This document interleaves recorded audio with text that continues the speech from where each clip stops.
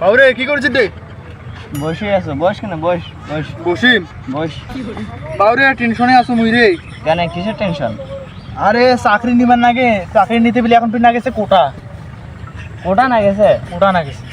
কোটা চিন্তা কেন করিস? কোটা মোর বাড়িতে মেলা, এখন প্রতিদিন পাতাই পারছ বকরির জন্য।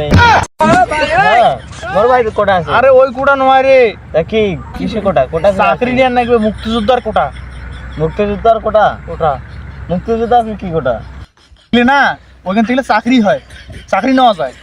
ও মানে চাকরির জন্য এখন মুক্তিযোদ্ধার কোটা নাগে? কোটা নাগে।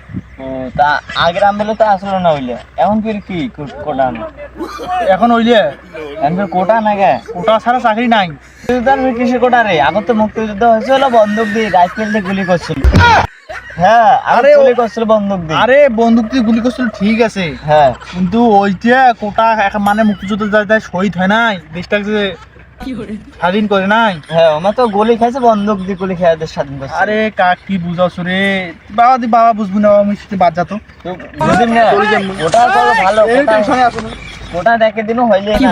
আমি মুক্তিযোদ্ধার কোটা গুলি করছিল বন্দুক দিয়ে, আমি বলে কোটা বলি যা তুই যা।